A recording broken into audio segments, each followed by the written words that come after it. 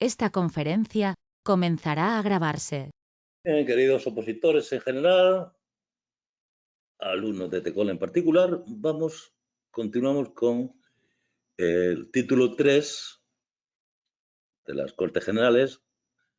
Hemos visto qué son las Cortes Generales, las cámaras, qué son, y ahora vamos a estudiar cómo trabajan, cómo elaboran las leyes. Decíamos que ejercían el poder legislativo. ¿Cómo lo hacen?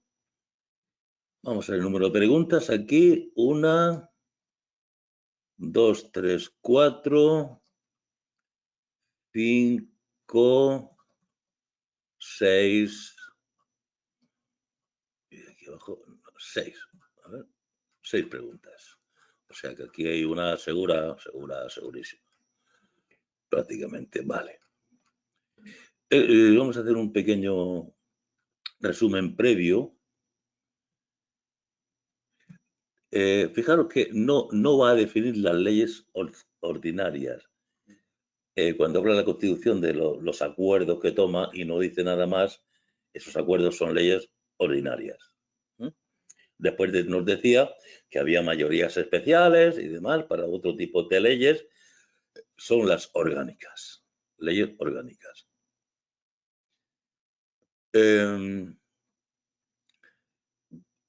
Ya tenemos ordinarias, orgánicas. Ahora, aquí hay una pequeña anomalía, digamos, en que el gobierno, que no es legislador el gobierno, pero sin embargo hay determinados casos que a las Cortes Generales le van a delegar para que dicte no leyes, sino normas con rango de ley. Curioso, el gobierno. ¿Bien? Delegación legislativa. Y como habla de leyes de bases aquí, pues habrá una limitación a las leyes de bases. Toda esta legislación que hace el gobierno, a la hora de publicarla, la publica con el nombre, no puede publicarlo con el nombre de ley, sino lo publicará con el nombre de decreto legislativo.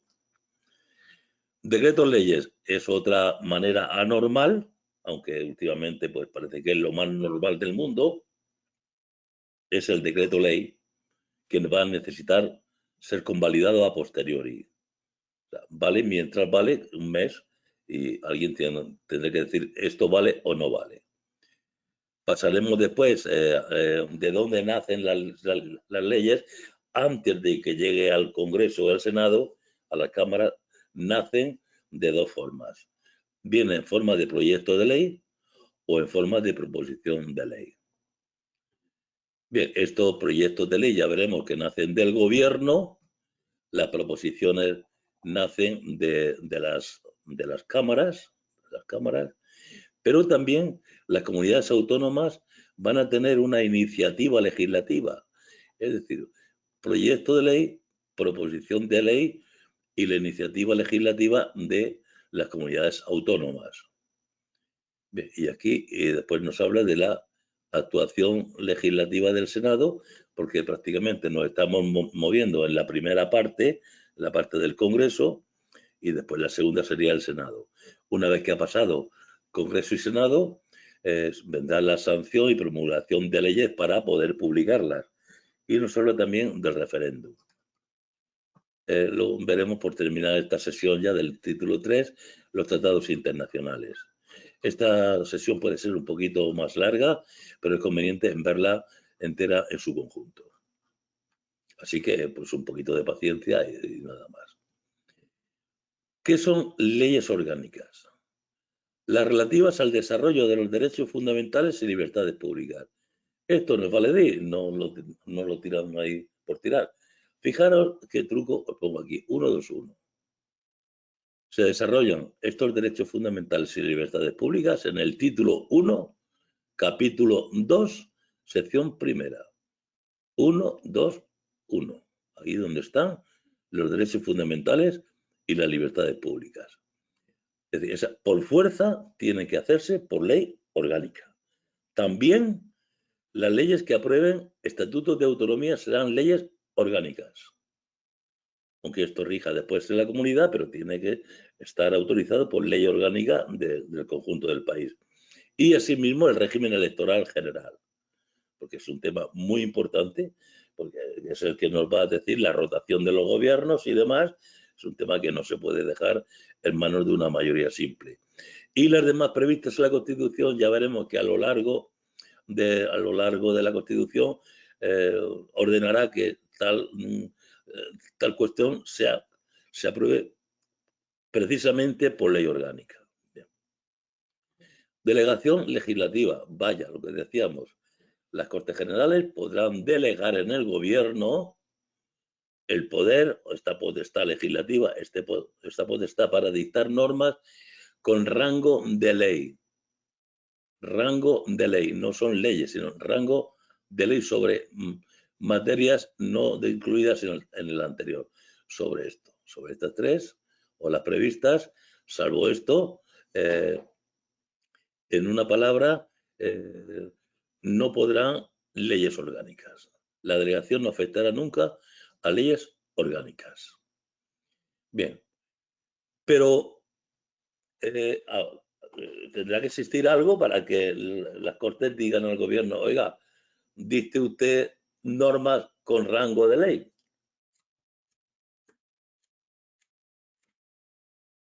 Perdón. Bien, pues hay dos maneras. Las Cortes tienen que emitir una ley de bases o una ley ordinaria. Ya veremos. La ley ordinaria no hay que explicarla porque ya sabemos, es un acuerdo normal. La ley de bases dice textos articulados y ley ordinaria refundir varios textos legales en uno solo. ¿Qué diferencia hay? El texto articulado es un texto donde el Gobierno se va a sacar de la chistera los artículos. A diferencia de refundir varios textos legales por ley ordinaria, donde en las cámaras le dirán al Gobierno, coge usted estas 7 leyes que hablan de protección de la naturaleza, pongamos, de ecología, coge usted estas 7 leyes y refúndalas en una sola. Pero aquí el Gobierno no inventa artículos. Simplemente lo refunde y publica un documento. Entonces, eso solamente con ley ordinaria. Pero cuando el Gobierno va a crear él mismo los artículos, será por una ley de bases. Bien. Estas leyes, para la delegación legislativa, habrán de decirse al Congreso de forma expresa, está claro, mediante ley de base o ley ordinaria. Más expreso no puede ser. Y para una materia concreta. No puede decir, bueno, el sucesivo, usted todo lo que venga de protección de la naturaleza, usted legisla. No.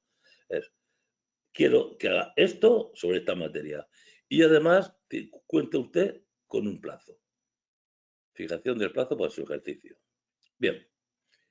¿Tiene el Gobierno que esperar a los 6 meses, por ejemplo, que se le ha dado para hacerlo? No, no es necesario. Si el Gobierno directamente acaba en un mes de los 6 que tenía y publica la norma en el BOE y lo publica, se entiende que se ha agotado. Ya esa delegación deja de funcionar, puesto que ya se ha hecho efectiva. Entonces, la delegación se agota por el uso que haga de ella el Gobierno, como mediante la publicación de la norma correspondiente. Ojo, que si el Gobierno está haciendo normas con rango de ley, en este caso no necesita pedirle permiso a las Cortes, oiga, ¿qué le parece lo que he hecho? ¿Le gusta? No, no necesita decirle nada. Simplemente va y lo publica. Va y publica, sin más. Por eso decíamos que anteriormente, fijación del plazo, forma expresa y materia concreta, que no podrá entenderse esta legislación de modo implícito, es decir, que el Gobierno entienda que estas materias de protección de la naturaleza son suyas, ¿no? O por un tiempo indeterminado. O sea que lo dice muchas veces. Tampoco podrá permitirse la subdelegación a autoridades distintas del propio Gobierno. Las Cortes delegan en el Gobierno y el Gobierno no puede delegar en la comunidad autónoma de Baleares. No puede ser. Sí puede ser dentro de sus distintas autoridades de un ministro. El estudio lo va a hacer el ministro de Comercio o que lo puede a su vez O sea, el gobierno lo delega en uno de los ministerios, pero dentro del propio gobierno. Bien. Leyes de base, importante porque se trata de hacer textos con artículos. Están creando legislación. Pues estas leyes de base determinará el ámbito normativo, es decir, ¿a qué nos referimos? Hemos dicho que era pues el tema de protección de la naturaleza, concretamente ese. Especificando que si se circunscribe a la mera formulación de un texto único, es decir, usted simplemente haga un articulado, no, perdón, estamos hablando de textos, bueno, esto era la ley de bases, que era aquí arriba, y ahora esto que era más sencillo, por ley ordinaria. Entonces, como esto es por ley ordinaria, el ámbito normativo y una vez que tiene ese ámbito normativo es la colección de leyes que se le dice que refunda en una sola. Y hay dos opciones. Usted hágalo en un texto único y no dé más vueltas ni aclare más, limítese a copiar, pegar y organizar. Pero también le pueden decir que haga algo más, que regularice, cambie el orden, aclare, armonice los textos legales que han de ser refundidos. Un poquito el gobierno que lo hace normalmente. Aprovecha que refunde los textos legales y además los aclara, regulariza y armoniza. Bien, aquí subyace un asunto que es interesante. Estas leyes de delegación, la de base y ordinaria, nos dice, sin perjuicio de la competencia propia de los tribunales que van a controlar estas leyes, las propias leyes podrán establecer fórmulas adicionales de control, fórmulas adicionales, lo cual nos está diciendo que el control de que efectivamente el gobierno asuma, ya que publicó sin necesidad de tener que consultar con las Cortes, directamente publicó, pues si está bien interpretada la delegación o no, van a ser los tribunales los que lo diluciden. Habría que hacer una denuncia ante la justicia, sin perjuicio de que la propia ley pues, tenga alguna fórmula adicional. Estas leyes de base, no las ordinarias, sino la de los textos articulados, vemos que la ley de base es una ley madre, digamos, es una ley muy general que no llega muchas veces al detalle de las cosas y que permite al gobierno su desarrollo o a comunidades autónomas que desarrollen posteriormente, siempre que no se salten las bases que son las que figuran en dicha ley. Oiga, con estas bases haga usted legislación. Pero en la ley de base nunca le va a decir al órgano delegado, nunca le va a decir, puede usted modificar esta propia ley de base. Es absurdo. Recibe esta orden, no puede modificarla.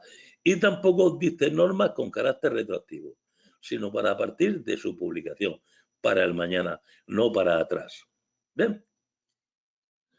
Vale, pues el gobierno, la delegación legislativa, ley de base, ley ordinaria, ha terminado su trabajo y va a publicar.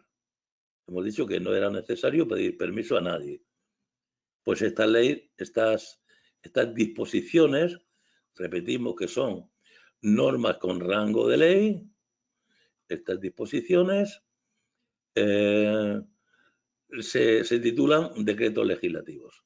Es decir, si vemos un documento en el BOE que se denomina decretos legislativos, tenemos que saber que lo ha publicado el gobierno, que tienen rango de ley, normas con fuerza de ley, que han sido delegados por las Cortes Generales al gobierno. Eso es un decreto legislativo. Bien.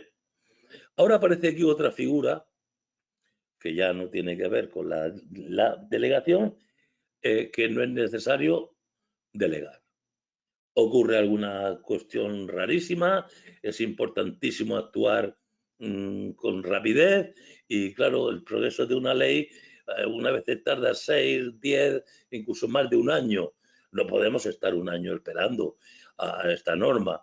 Entonces el gobierno siempre que sea en caso de extraordinaria y urgente necesidad, aquí lo dice, que no podemos permitirnos el tiempo que tarda una ley en pasar por su circuito parlamentario, podrá dictar disposiciones legislativas provisionales. No confundir con normas con rango de ley, que era la delegación legislativa.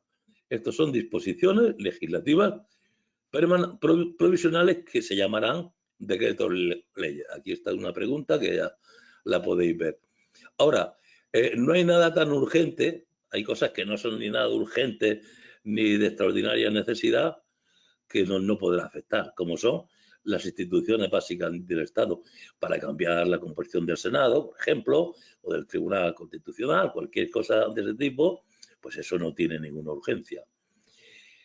Respecto también el título 1 entero, ya no es el 1.2.1 que decíamos, el título 1 tampoco puede hacerse por decreto ley. Derechos, deberes y libertades de los ciudadanos del título completo. Y, por supuesto, siguiendo la pauta anterior, ni al régimen de las comunidades autónomas, porque esto es de cajón, porque al ser el estatuto una ley orgánica, ya sabemos que las leyes orgánicas pues, no se pueden delegar. Y el derecho electoral general también es una ley orgánica, pues esto no se puede, delegar, no se puede usar el decreto ley. Bien, el decreto ley se publica y empieza a funcionar. ¿Para siempre? No. Nos dice que son provisionales. Entonces deberán ser inmediatamente sometidos a votación al Congreso de los Diputados. El Congreso ve que se ha publicado. El gobierno no tiene por qué informarle. Se ha publicado en el BOE un decreto ley, pues entonces inmediatamente sometido a debate de totalidad de ese documento al Congreso de los Diputados.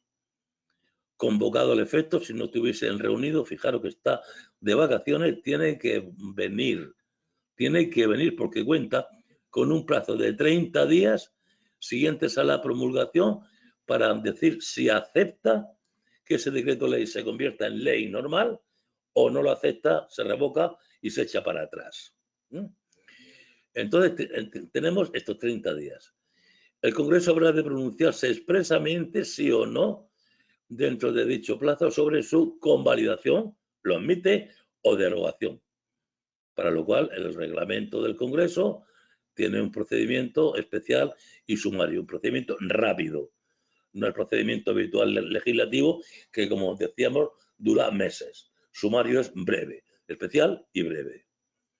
Durante este plazo, establecido en el apartado anterior, los 30 días, las Cortes podrán tramitarlos también, lo que se llama proyecto ley, que lo veremos a continuación, por el procedimiento de urgencia. Quedaros con esto, que podrá tramitarlos como proyecto de ley por el procedimiento de urgencia. Bien, y hasta aquí tenemos el tema de las leyes propias, las normas con rango de ley, normas con rango de ley procedente de una delegación legislativa, y aquí tenemos disposiciones legislativas provisionales en caso de extraordinaria y urgente necesidad directamente del gobierno. Bien, el proyecto de ley. Ahora nos vamos al pasado. ¿Quién redacta la ley? ¿Quién coge la máquina de escribir o el ordenador, coge la hoja Word y empieza a escribir para hacer algo que se quiere convertir en ley? Pues hay tres formas. Los proyectos de ley que los hace el gobierno. Es decir, en realidad una ley cuando sale en el BOE, esa redacción viene del gobierno, ojo. Bueno, o de los tres casos que vamos a ver. Pero alguien lo ha leído. El gobierno, o sea, las Cortes lo único que hacen en realidad es debatir, puede introducir enmiendas, decir esto no me gusta, que se cambie, pero en realidad hay proposiciones de ley que sí, pero los proyectos de ley, el gobierno lo que hace, o sea, las Cortes, debatirlos y si acaso aprobarlos o no. Para que llegue a las Cortes tiene que estar previamente aprobado, obviamente, en Consejo de Ministros, que lo remite, lo somete al Congreso para su aprobación como ley. acompaña una exposición de motivos, es decir, explicando qué necesidad hay para legislar y también los antecedentes necesarios para que el Congreso pueda pronunciarse sobre ellos. Digamos, estos son pues una especie de chuletas que van incluidos al principio del proyecto de ley. Por eso los proyectos, cuando pasan al Congreso, se llaman proyectos de ley. Cuando aprueba el Congreso y lo remite al Senado, se dice que ha remitido el proyecto de ley, porque aún no ha aprobado el Senado. Cuando el Senado lo aprueba, o se resuelve el conflicto entre ambos, que veremos más adelante, entonces ya se llama ley. El Senado ha remitido la ley. Bueno, el Senado ya cuando el rey firma y tal, ya son leyes. Pero mientras tanto son proyectos de ley. Bien, pero claro, obviamente si las cámaras son las legisladoras, ¿por qué ellas no pueden también hacer esto mismo? Pues sí pueden. Pero ahora el nombre es proposición de ley. Esta se tramita por los reglamentos de las cámaras. Aquí no hay gobierno. Nos dice sin que la debida prioridad a los proyectos de ley impida que se ejerza esta legislativa, esta iniciativa legislativa. Aquí nos está también diciendo, indicando indirectamente que los proyectos de ley remitidos por el gobierno son preferentes, son prioritarios. Las proposiciones de ley que de acuerdo con el artículo tal tome en consideración el Senado, porque ya veremos aquí que las comunidades autónomas también podrán hacer proyectos de ley. Y una comunidad autónoma normalmente ya sabemos que tiene mucha relación con el Senado. Bien, pues si se lo envía al Senado, pues el Senado lo toma en consideración, vale, recibido, pero se lo tiene que remitir al Congreso para que se tramite como tal proposición de ley. Vamos a ver la iniciativa legislativa. Aquí me he pasado yo poniendo iniciativa legislativa.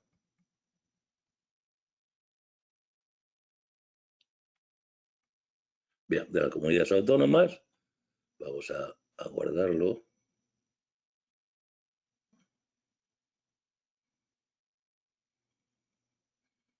Es decir, las comunidades autónomas tienen, a ver un momentito, bueno, y está también la iniciativa legislativa popular. Están los dos aquí, un momentito, porque aquí también, no sé, hay veces que Word pues nos sorprende con algún error que ahora queda más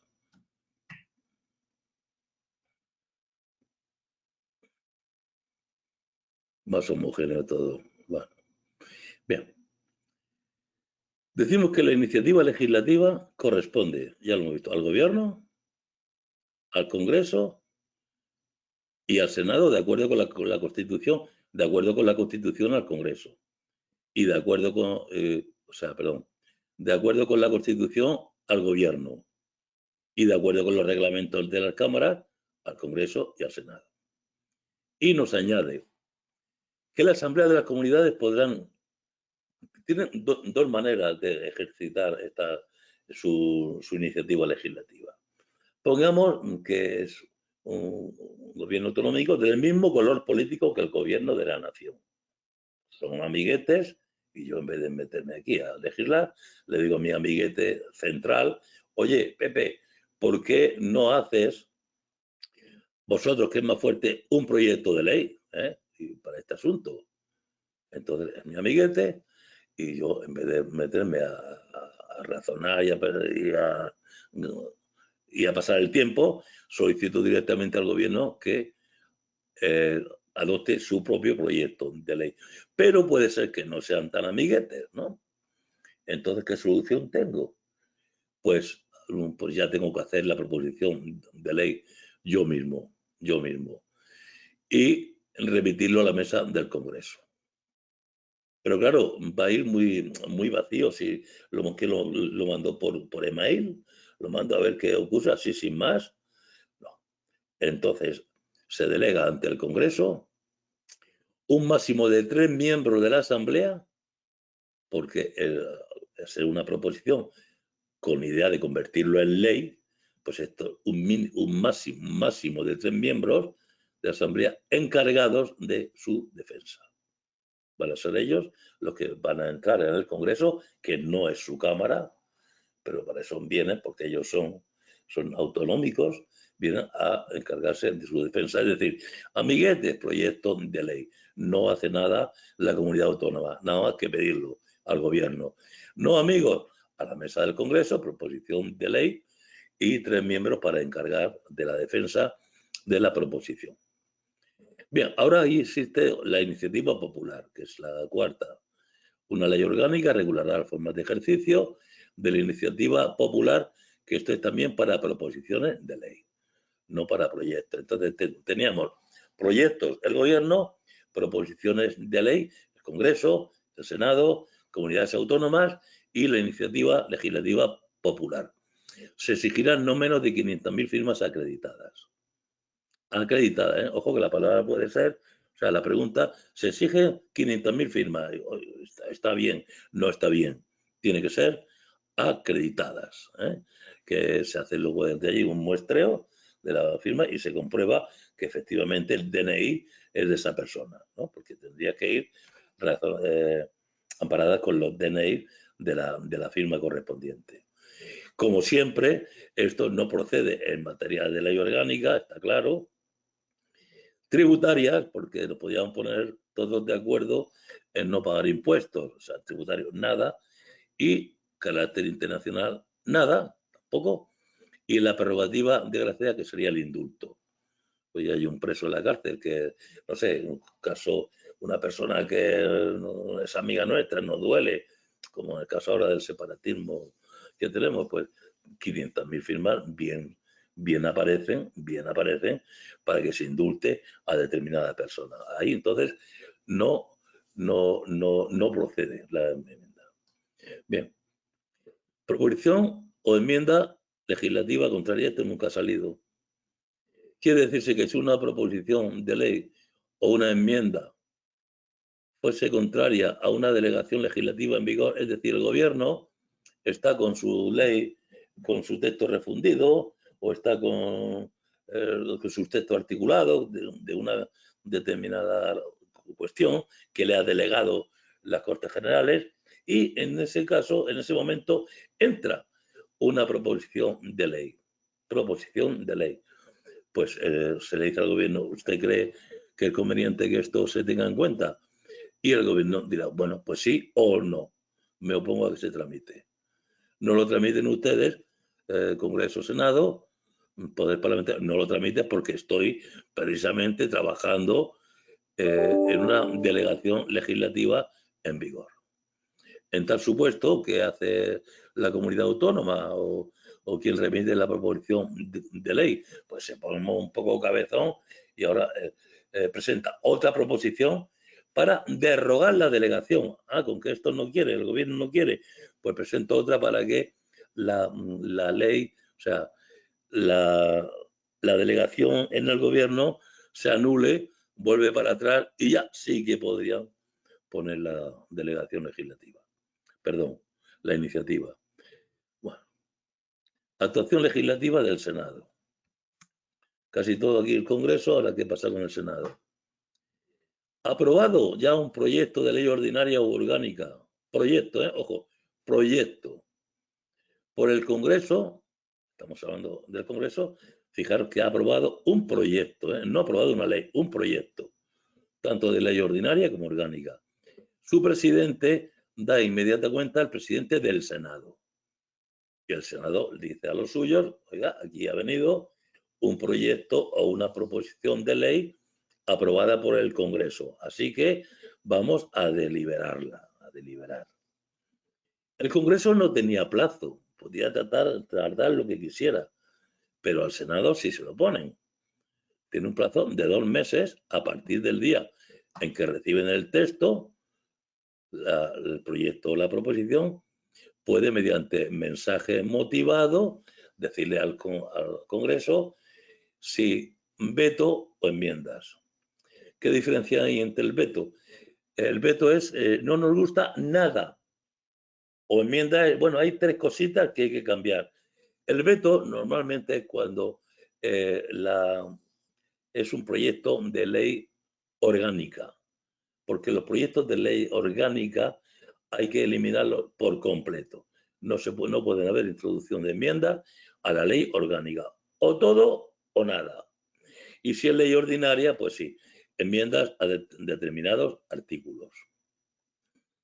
El veto el veto, como es contra una ley orgánica, pues deberá ser aprobado también por una mayoría absoluta del Senado. Así que viene aprobado por mayoría absoluta del Congreso, no sería propio que el Senado con una mayoría simple lo rechazara. También sería mayoría absoluta. Bien, y aquí pasa ya directamente al final y nos dice que el proyecto no podrá ser sometido al rey para sanción sin que el Congreso ratifique al Congreso.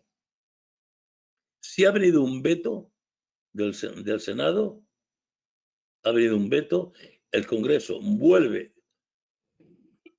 a su misma mayoría absoluta anterior y el documento queda aprobado. Y si ha habido una enmienda, por mayoría simple.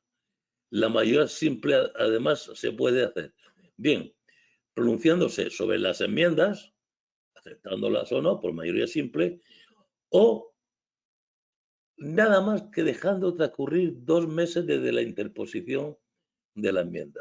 Transcurridos 2 meses, dejamos que duerma y a los 2 meses queda el documento aprobado por el Congreso y ya se pasaría porque los documentos van, o sea, el Congreso empieza, a continuación va al Senado, el Senado devuelve al Congreso y al Congreso lo pasa al Rey. En el plazo que decíamos de los 2 meses que el Senado dispone, el Congreso no tenía plazo, perdón, el plazo de 2 meses para vetar o enmendar, en los 2 casos, se puede reducir a 20 días naturales. Fijaros, le meten prisa al Senado, venga, déjate de 2 meses, en 20 días tienes que darme esto hecho. Y claro, hay que, del proyecto, fijaros que no son las proposiciones, ojo, proyecto del gobierno. Proyectos declarados urgentes por el gobierno o por el Congreso de los Diputados. Esto no afecta a las proposiciones. Remarco tanto esto porque es muy fácil, pues eso, cambiar proyecto por proposición y como si no lo tenemos esto muy afinado, pues nos da un poco todo igual y podemos meter la gamba en una cosa que es extremadamente sencilla, solamente con fijarnos. Bien, ya está todo, ya ha vuelto dice aquí, el proyecto no podrá ser sometido al rey para la sanción hasta que, pues eso, el Congreso ratifique. El Congreso es el último que ya lo manda el rey. El rey ya recibe la ley aprobada en Cortes, haya habido conflicto o no con el Senado, pero ya lo recibe.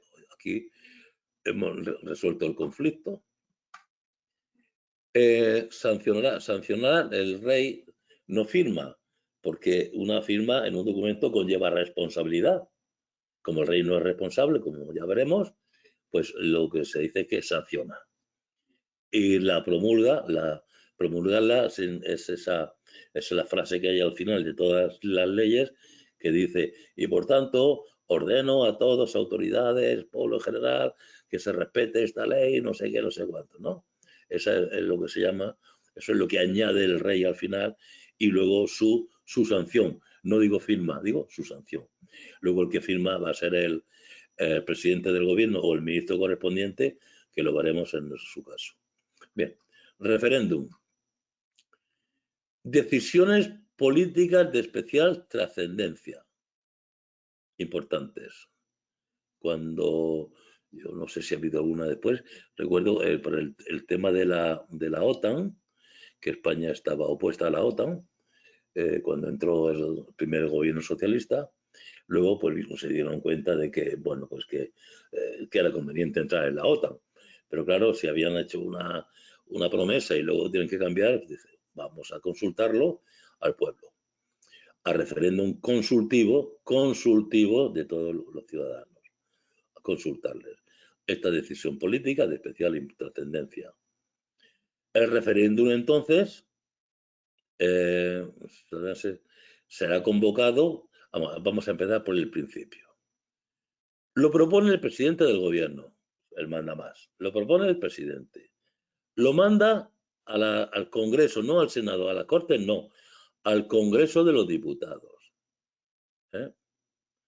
que autoriza al presidente del gobierno. Y de ahí va al rey, que convoca.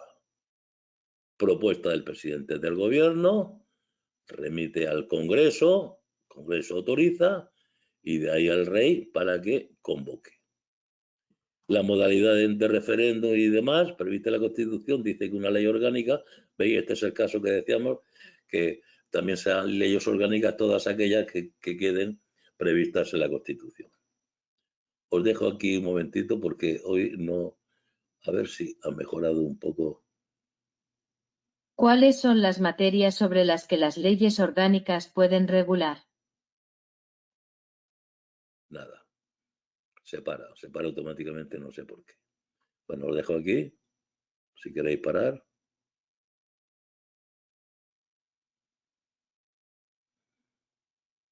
Bien, vamos a terminar, aunque sea un poquito más largo, el capítulo 3 del título 3, que son los tratados internacionales. ¿Por qué están los tratados internacionales incluidos en este título 3? Porque estamos hablando de legislar. Un tratado internacional, una vez que entra en vigor, también es legislación importada. Esta no es de casa, no es casera, es importada. Bien, los tratados internacionales. Vamos a intentar hacer un tratado internacional del comercio de alcachofas con Australia. Vamos a intentar celebrarlo. Celebración del tratado, pero ojo, aquí algo más que un tratado de alcachofas, es que vamos, una competencia que es del Estado, de la Constitución, la vamos a entregar, en una palabra, a la Comunidad Europea. Antes teníamos la peseta, tenemos los tipos de cambio, la política monetaria o económica la manejaba el propio gobierno y ahora la maneja la Unión Europea. Es decir, vamos a celebrar un tratado con la Unión Europea a la cual le vamos a entregar el ejercicio de competencias derivadas de la Constitución, que hasta ahora era de la Constitución. Bueno, hasta ahora siguen siendo, hasta que esta ley orgánica autoriza que se celebre el tratado. Bien, cuando ya se celebra el tratado, ahora veremos de qué va. Corresponde a las Cortes Generales o al Gobierno, aquí sí, Cortes Generales, que se garantice el cumplimiento de estos tratados. Y el pueblo español tiene que cumplir estos tratados de tipo internacional, y también que las resoluciones emanadas, ya no del tratado, sino ya formamos parte de la Unión Europea, la Unión Europea empieza a soltar resoluciones, directivas, reglamentos, etcétera. Pues todo eso hay que cumplirlo. Esas resoluciones corresponden, según el tema, la importancia, en unos casos a las Cortes Generales y en otros casos al Gobierno.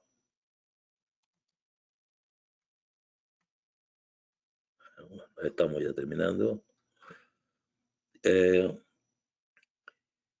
Nos dice tratado internacional, autorización de las Cortes para determinados tratados internacionales. Porque decíamos aquí que eran las Cortes o el Gobierno. Nos va a hablar ahora sobre esta primera parte, las Cortes. El resto es del Gobierno. Bueno, del Gobierno, pues lo que quede. simplemente va a decir las Cortes. La prestación del consentimiento del Estado para obligarse por medio de tratados o convenios internacionales requerirá la previa autorización en los siguientes casos de las Cortes Generales. Ya decíamos que el resto es del gobierno. Tratados, fijaros que aquí todos son tratados o convenios, menos el primero, que dice tratados de carácter político. Tratados o convenios de carácter militar, tratados o convenios que afecten a la integridad territorial del Estado, no se puede vender España, o a los derechos fundamentales del título 1 completo.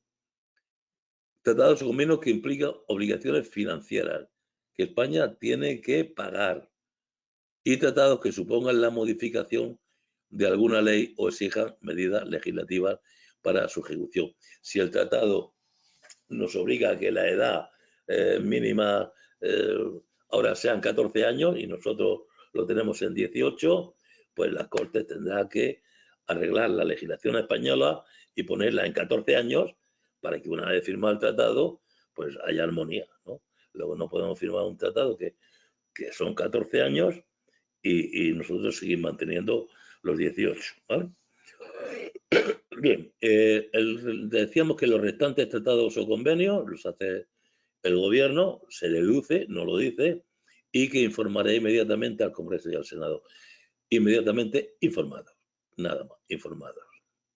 Bien, ya tenemos celebrado un tratado internacional. ¿Qué pasa ahora? Bueno, dice, la celebración de un tratado internacional no, es que contenga estipulaciones contrarias a la Constitución, lo mismo que decíamos aquí arriba, ya lo hemos dicho. Primero hay que cambiar la Constitución y luego firmar el tratado. Por ejemplo, nosotros la primera reforma de la Constitución fue el tema del sufragio activo y pasivo en las elecciones municipales. Figuraba activo, es decir, un extranjero que estuviese residente en España en un domicilio podía votar, pero no podía ser votado. Es decir, un alemán que está en Marbella, que hay muchísimos alemanes, pues podrían votar al alcalde. Pero es que ahora también se puede votar a un alemán. Entonces, simplemente la frase y pasivo hubo que ser introducida, reforma de la Constitución, introducida con el objeto de que hayamos podido firmar los tratados internacionales con la Unión Europea. Si no está claro, si hay contradicción, no lo tenemos claro, pues tanto el gobierno como la Cámara, cualquiera, puede requerir al Tribunal Constitucional decir, oigan, dígame usted, ¿existe contradicción entre lo que nos pide la Unión Europea y lo que nosotros tenemos? Bien, sería la respuesta, la daría el Tribunal Constitucional. Vale, la derogación, denuncia de tratados y convenios. Esto es un tema elemental. Nosotros podemos cambiar nuestra legislación interna cuando queramos, cuando quiera el Parlamento, etcétera, ¿no? Pero, ojo, que son 127 países en lo que consiste nuestro tratado.